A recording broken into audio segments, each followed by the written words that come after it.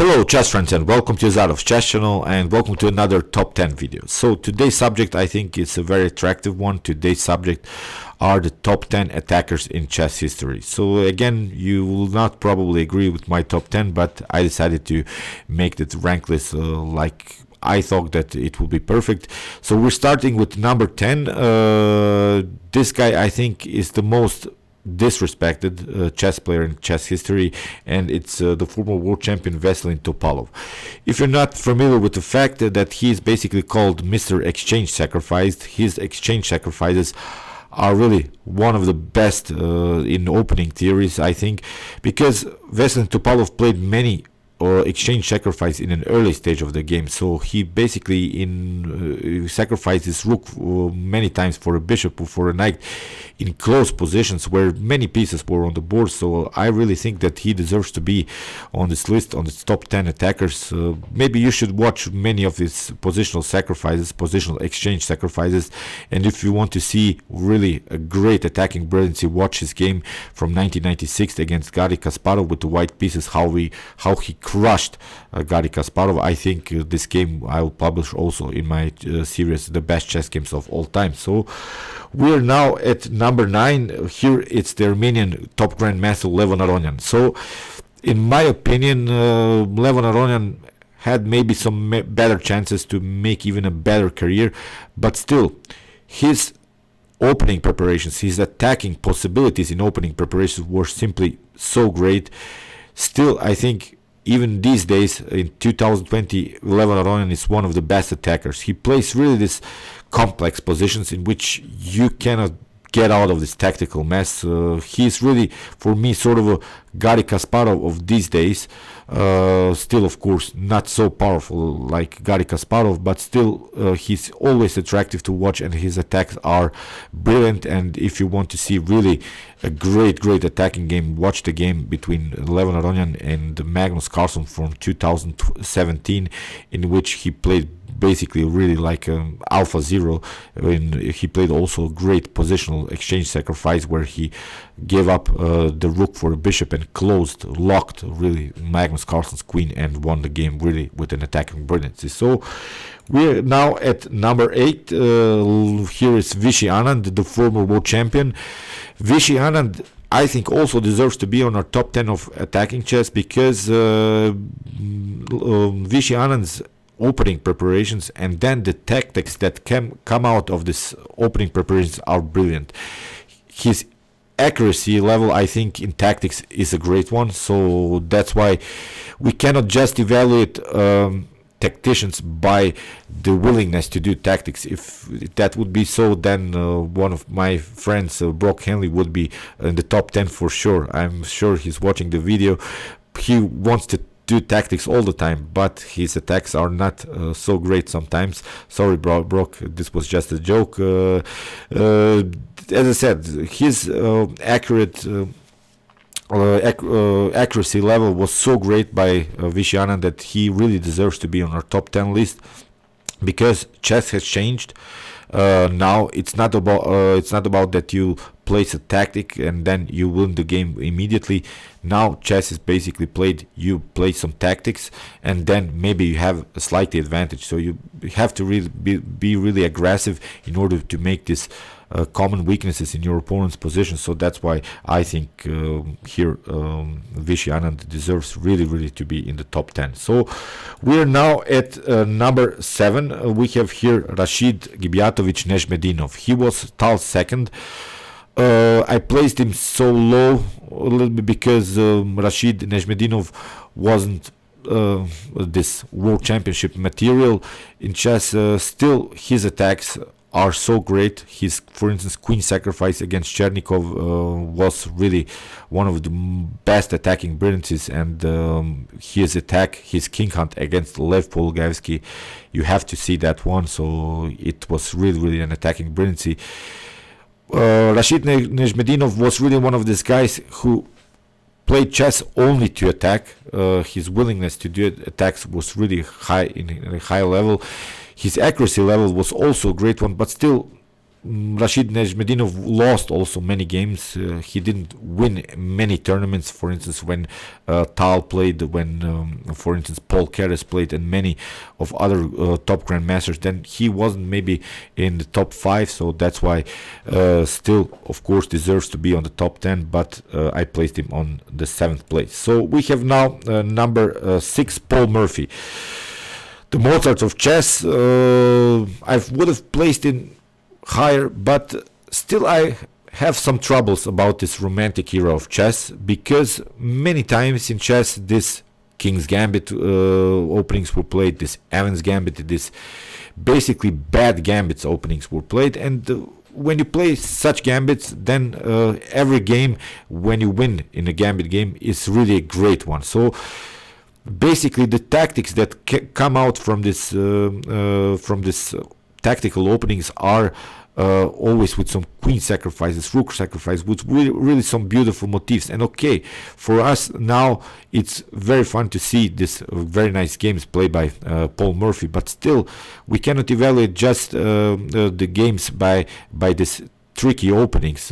I would love to see now maybe Paul Murphy playing a Queen's Gambit decline game, and then I would love to see his tactics. So that's why I decided to place Paul Murphy only on the 6th place. Still, of course, he deserves to be on our top 10 list, but for more, I think he should have played a more complex opening preparations. Still, this King's Gambit, you see, is not played anymore these days, at least not in top Grandmaster 11, and when it's played, then it's bad, then you lose games. So that's why I think this is a fair place for the legendary Paul Murphy. So we have now number 5, we have Chucky the Murderer, the legendary Vasily Ivanchuk. I think when Vasily plays chess, that he's only thinking about the only thing that he's thinking about is how to sacrifice the queen. So his willingness to do tactics is a great one. His accuracy is also great, and if you want to see really his immortal game, then you should watch the game between Ivanchuk and Sergei Karyakin with an immortal queen sacrifice, where he sacrificed the queen in the Richter-Rauser, queen to e6. He really destroyed Sergei Karyakin, and that's why I think Vasily deserves to be in the top 10. So we are now we have shown that already. We have now number 4. Here is, of course, the magician from Riga, the smoking man, Mikhail Tal.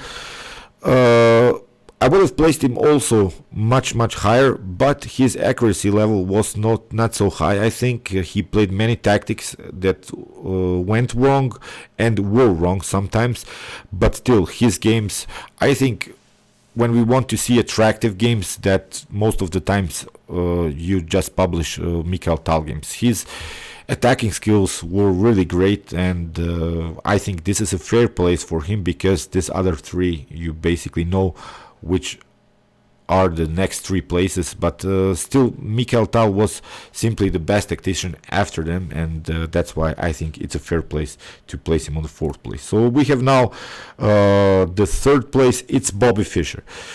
I would have placed him even higher, but it seemed to me that Bobby Fischer has changed his style a little bit just in order to win the world champions. He had to be more pragmatic, he had to be more careful, I think, because Bobby Fischer launched many times the King's Gambit, Evans Gambit, but didn't play maybe the most accurate games, didn't maybe win tournaments.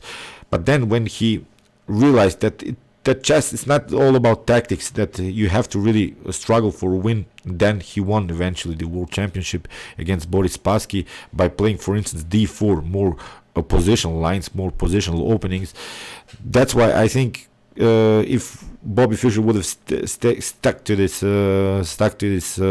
attacking performances and his attacking brilliances, then he maybe would have never been the world champion. So it was better for him. Maybe I think he doesn't care what I think about him, where I will place him on this top 10 list, but still he was really one of the best chess players in history, and really was the top 10 attacker of all time. So we're now at number 2, which is probably a surprise for you, but it shouldn't be a surprise. Is Magnus Carlsen.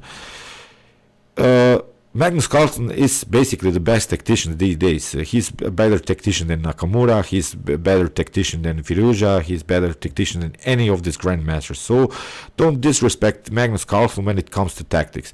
Why Magnus Carlsen is not playing maybe the most attractive games is because he choose to play so. So he can play, of course, these positional brilliancies, he can play these attacking brilliancies, but Magnus Carlsen is a pragmatic player, and still, when it comes to tactics, he is the best tactician, he's the best attacker.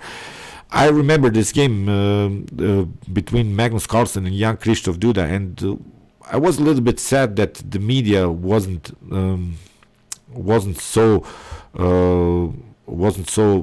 happy with the performance of this game.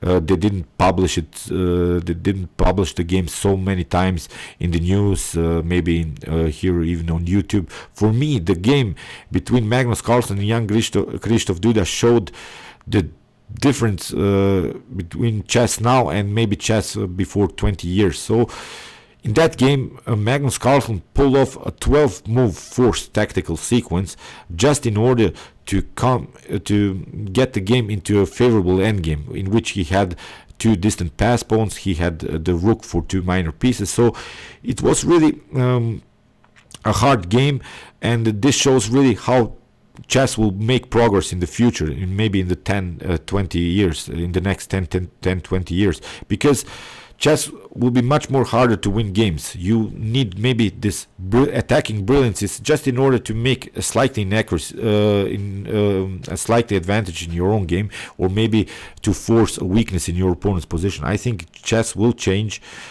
Chess will be more and more accurate, and that's why don't disrespect Magnus Carlsen when it comes to tactics and when it comes to attacks. When he decides to attack, he will attack you. So that's why I think he deserves his 2nd place, maybe even the 1st place. So here is, of course, the best attacker of all times. It's Garry Kasparov. Garry destroys you. Garry smashes you. And why I decided to put him on the 1st place in front of Magnus Carlsen, because I watched the game between Magnus Carlsen and Shakhriar Mamedyarov, in which Magnus Carlsen thought about the move for 20 minutes, and he didn't really find the best tactics. And Garry Kasparov, as a commentator, saw the move immediately. He saw the tactics immediately. He saw the tactical sequence, which led into a brutal, immortal checkmate. It would have been really a great checkmate pattern on the H-file.